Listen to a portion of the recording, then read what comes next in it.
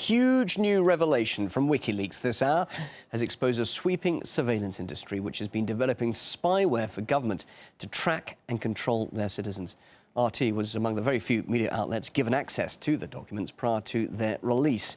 Well, data interception, mass monitoring, individual tracking, those are just a number of services that were provided by some Western companies. The revelations have been outlined in thousands of pages, which featured trade brochures, memos and invoices. The documents obtained by Wikileaks indicate that companies were making money on selling the technology to governments around the world. Among the countries were Bahrain and Oman, which were provided with so-called monitoring systems. This kind of spyware could be used to snoop on activists and opposition members without their consent, as RT's Polly Boyko reports.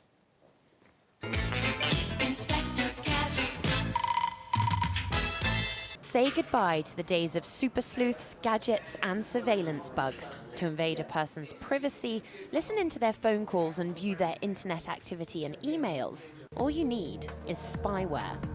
Wikileaks' newest leak, Spy Files 3, reveals that it's British companies that are pioneering the technology. This is a promotional video for Gamma International about its advanced surveillance software. The promo boasts that the technology can be installed inside an internet server, which in turn allows a government to infect any internet user in the country with spyware. Nothing you say, type or capture is safe, and that includes all your online passwords and usernames. It's a device that a government can purchase and install in the internet service providers. The user would be browsing a legitimate website, and the thin fly device would inject spyware into the legitimate website and infect the user. Behind me are Gamma International's UK headquarters, from where the company develops and sells the capability to tap into anyone's smartphone or computer.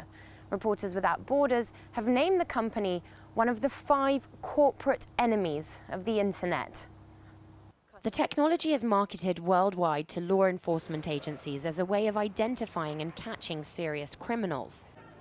But human rights campaigners say that the software is regularly sold to repressive political regimes, where the definition of criminal can be somewhat different, as one human rights campaigner in Bahrain found out. She says that Gamma's FinSpy surveillance was used to target her after she took part in anti-government protests. It looked like a genuine email that I'd received from another political activist saying that they were going to begin talks with the King of Bahrain about the future of the country. So I was in fact very intrigued, very curious. The manufacturer was Gamma International. Just opened my eyes into this other world of surveillance technology and monitoring. So we know that the British intelligence carries out this kind of activities, but it's also allowing the private sector to carry out these kind of activities for other foreign governments. Researchers have identified FinSpy servers around the globe. We saw it being targeted against Bahraini activists and journalists last year. We've also found servers for the spyware. In other words, it appears to be being used in a number of other countries, such as Turkmenistan, Qatar.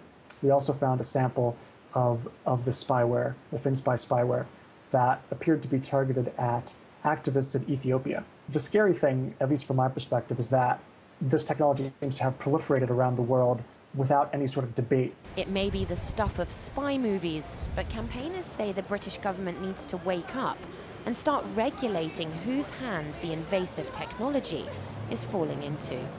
We need to start acting like the weapons that can be used online are exactly the same as the kind of weapons like bombs and guns that can be used to hurt people. Polly Boyko, RT, London.